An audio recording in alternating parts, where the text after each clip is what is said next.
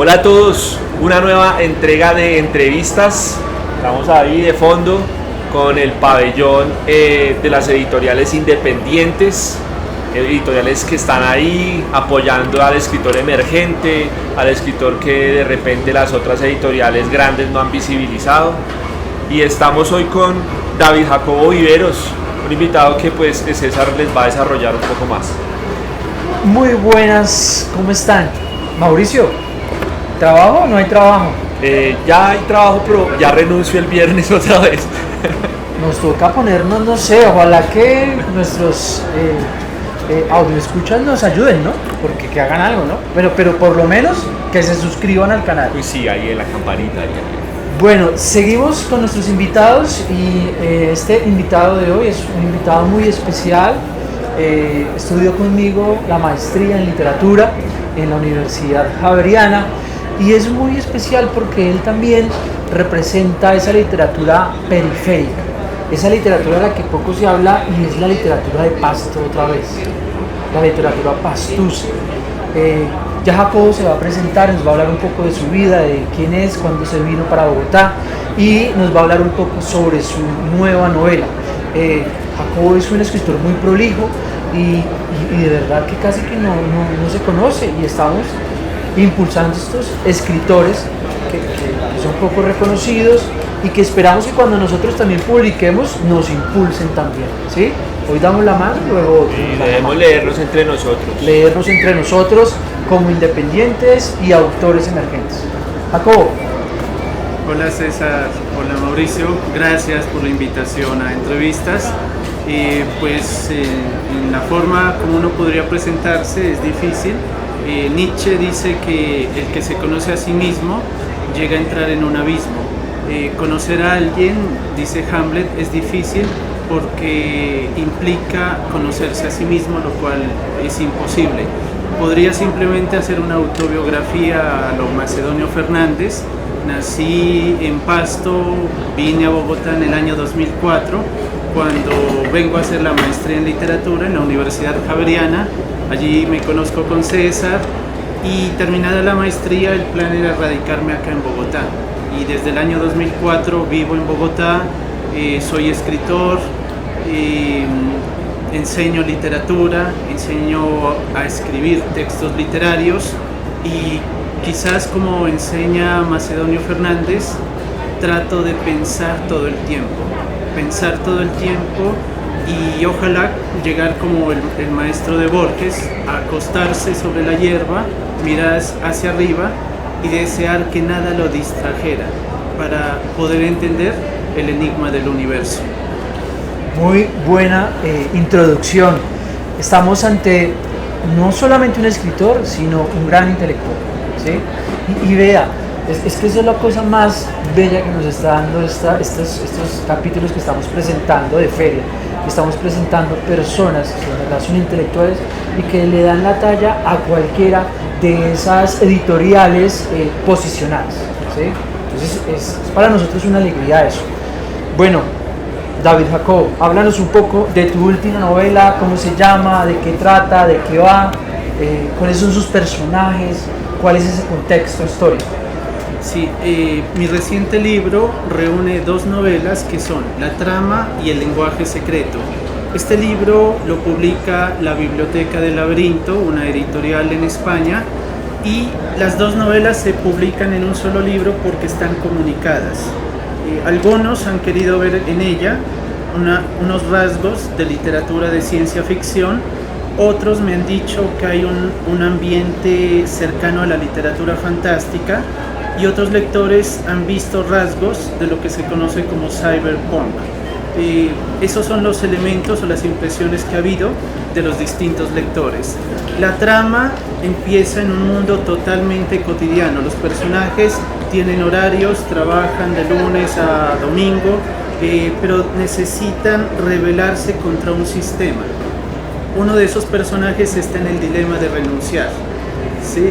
Pero cuando renuncia, ¿qué sucede? El sistema, que es la vida, se reconfigura y no vale de nada renunciar. Ese personaje es Raquel. Raquel en hebreo tiene que ver con aquel ser dócil. y aunque renuncia, parece que la realidad se ajusta para que siga dentro del sistema. Y esa pregunta es la que se hace uno de los personajes principales, mientras que en el lenguaje secreto hay una búsqueda de qué es la realidad. Cuando van hacia la realidad, los personajes del lenguaje secreto ingresan a la noche, y la noche es un agua profunda y oscura hecha de terciopelo.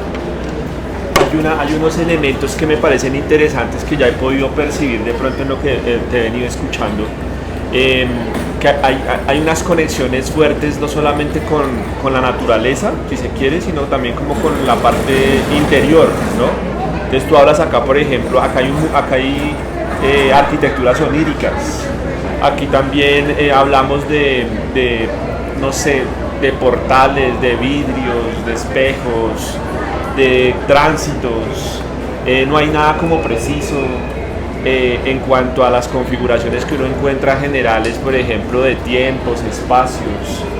De repente esa primera novela, la trama, que tú dices que pasa como en un mundo cotidiano, uno puede percibirlo, pero es, no sé, algo como con lo interior es que alcanzo yo a percibir hasta dónde, pues no sé si esto sea errático, el existencialismo está permeándolas. Sí, una de las presencias, creo yo, en lo que he escrito, en cuentos y en novelas, me parece que es el tema del existencialismo, pero más que el existencialismo, una vertiente del existencialismo que es el absurdo. Uno de los libros claves para mí en la escritura y que siento que es una influencia que aún no la han detectado los lectores, pero Mauricio la está sugiriendo, es la visión de Albert Camus en un libro llamado El mito de Sísifo. ¿Qué es el hombre absurdo? Sísifo eternamente sube una roca, la deja caer, la vuelve a subir, la deja caer y repite este ciclo, lo que hacemos todos a diario. Pero Sísifo se pregunta, ¿por qué estoy haciendo esto? Y cuando se pregunta sobre lo que ha hecho inconscientemente, surge el absurdo. Y ese tema del absurdo, que es muy cercano al existencialismo, yo lo llamaría la poesía del existencialismo, está presente en este libro. El mundo interno o los mundos interiores. Siempre hablamos de un inframundo. Los personajes literarios descienden al Hades, como Orfeo, en Arcoíris de Gravedad de Thomas Pynchon, bajan a las alcantarillas. En Los Miserables, Jean Valjean baja a las cloacas de París, pero en el mundo indígena ya no hay inframundo, sino intramundo. Ya no hay descensos ni ascensos, ya no hay direcciones. Wow. Entramos a otro interior. Creo que esos personajes de la trama y el lenguaje secreto van a un intramundo. Jacobo, tú hablas sobre el cyberpunk. Y queremos que los jóvenes lean esta novela, ¿cierto? ¿Cuáles son esos vasos comunicantes que tú acabas de nombrar con esta literatura que es muy ahora de los jóvenes? ¿Por qué podría a un joven gustarle esta novela y cómo lo llevamos a entender ese cyberpunk que tú propones acá? Sí, creería yo que un autor clave es Thomas Pynchon. Es un autor norteamericano del que no se sabe si existe, si son varios bajo el nombre de Thomas Pynchon, y él habla de las tecnologías de la actualidad. Habla de las tecnologías que nos rodean en este momento, cámaras de grabación, celulares, internet, y cómo todo eso también tiene un aspecto mágico. La película Matrix, la primera, es un ejemplo o un icono de lo que se llama cyberpunk. Las historias donde se muestra un Tokio decadente pero lleno de futurismo es otra característica del cyberpunk. Entonces, megaciudades se acercan mucho a ese ambiente, al ambiente del cyberpunk, donde hay un exceso de progreso, pero a la vez un exceso de decadencia. Y en medio de ello hay una soledad donde solo nos rodean objetos. Estamos llenos de televisores, de grabaciones, de micrófonos, de aparatos eléctricos para el cuerpo, y estamos en una rara soledad. Wow. ¿Podría haber distopía ahí? Sí hay una forma de la distopía, pero es una distopía no tan lejana. Las distopías se anuncian para un futuro todavía lejano. En el tipo de literatura que yo manejo, y pues ante la pregunta de César sobre el cyberpunk, las distopías ya están, solo que los autores nos ayudan a darnos cuenta que hemos estado en ellas siempre. ¿Qué hay de Pasto? ¿Qué hay de ese Nariño, de esa Colombia del Sur en esta novela? Así como yo llego de Pasto a Bogotá y me radico, yo estoy en esos dos mundos. Vuelvo a Pasto, regreso a Bogotá, y aquí hay dos novelas. Es un libro que tiene la trama y el lenguaje secreto. El acceso a Pasto, cuando vuelvo, no es un regreso, sino vuelvo al término, es un intramundo. Es otra dimensión a la que yo llego, quizás en mi imaginación, pero siento que sucede eso. De las referencias que encuentran ustedes en la trama, por ejemplo, hay unas formas en clave de referirme a Aurelio Arturo, que es un poeta nariñense, y hay un momento en la novela de la trama donde se riegan bombillas que se llaman frutas receptáculos de luz. Unas bombillas que parecen frutas que contienen luz y que están por todo el loft, todo el lugar, sin conexión. Recuerden las bombillas de Tesla, ¿sí? Esas bombillas mágicas que el cuerpo a través del suelo era un conductor y yo la tenía y se encendía. Los personajes están llenos de ellas, y esas bombillas aluden a un verso de Aurelio Arturo donde dicen: morada al sur, de la naranja fluye la luz. Y por eso, en clave, de manera yo diría de instalación, porque la instalación artística está presente en este libro, en forma de instalación, hago un recuerdo de ese verso de Aurelio Arturo. Ahorita hablando un poco, conectando con lo que decía César acerca de poder acercarle este tipo de literatura a los jóvenes, también está como la otra cara del lector, de otro público, que también nos está viendo, que también está suscrito, que ha estudiado filosofía, que ha estudiado literatura. En esta novela podemos, o en estas dos novelas, porque es un compilado en el libro, podemos encontrar esas categorías de metaliteratura, por ejemplo, metafilosofía. No sé si de pronto exista en la filosofía el concepto, hablar de la literatura desde la literatura misma. Tú hablabas ahorita de unos referentes que están ahí interconectados. ¿Hay metaliteratura? Hay, digamos, para que el lector que ha sido formado en las palabras, en la academia, puede encontrar aquí también vínculos hacia otros referentes, etc. Sí, en la estructura de la trama y del lenguaje secreto, cuando la persona empieza a leer este libro, hay unos pies de página que a los lectores les ha llamado la atención. Los pies de página los usamos en textos académicos, o son anotaciones del traductor, del editor, pero acá forman parte del narrador. Algunos están entre comillas, quiere decir que no son ni siquiera del narrador. Entonces a los lectores les ha llamado eso, que tiene que ver con esa metaliteratura, en donde el texto literario se está citando a sí mismo o se está cuestionando a sí mismo, y ya no sabemos quién es ese pie de página.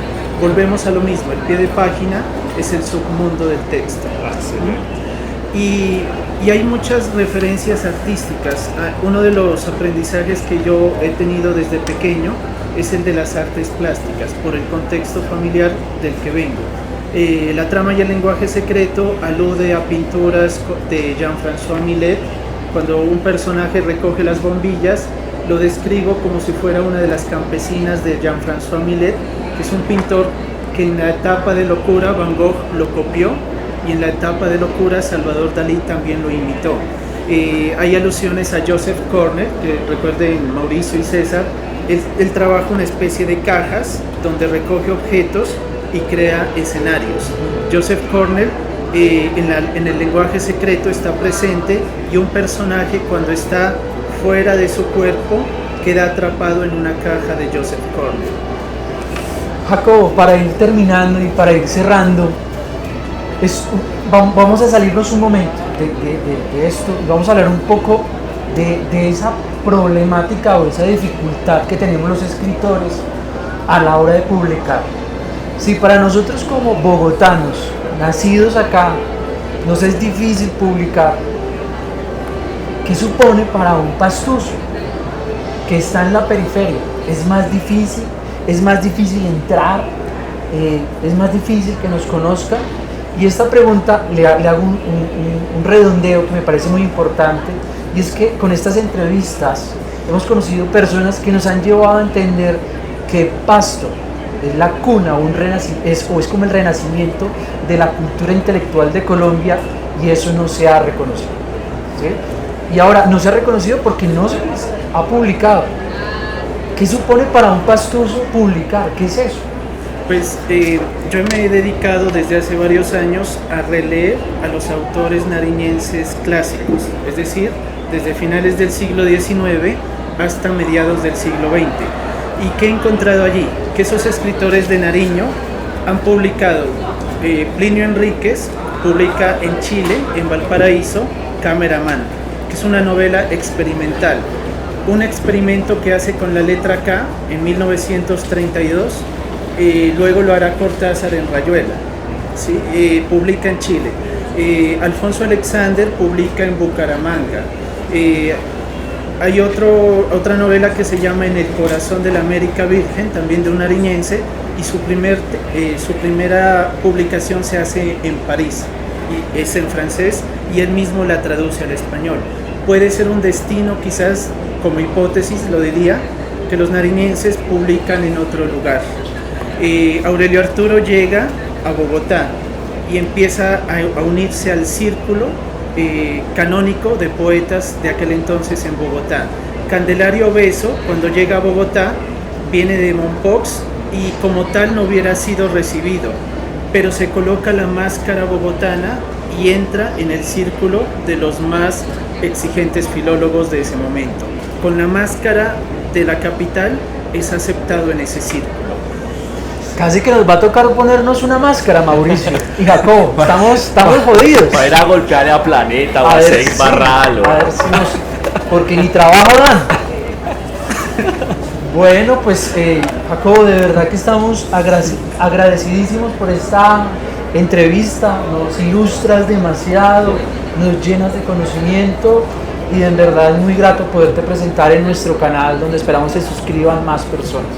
Gracias, Jacobo, de verdad, por estar, por ilustrarnos desde la formación, desde la escritura creativa, desde el lugar de enunciación, ¿cierto? Porque me parece que el sur está representando hoy también una beta cultural que está emergiendo. Conozco ahorita mucha gente valiosa que está haciendo cosas interesantes en Pasto. Creo que se ha vuelto una beta cultural maravillosa, y tenerte acá como representante también del territorio, pues me parece una genialidad, de verdad, que grato. Gracias, César, gracias, Mauricio, y a quienes nos están escuchando. Como dice Aurelio Arturo al final de Morada al Sur, si no estoy mal, solo escrito un poco de viento, solo eso. Bueno, con esas frases lapidarias los dejamos. Chao.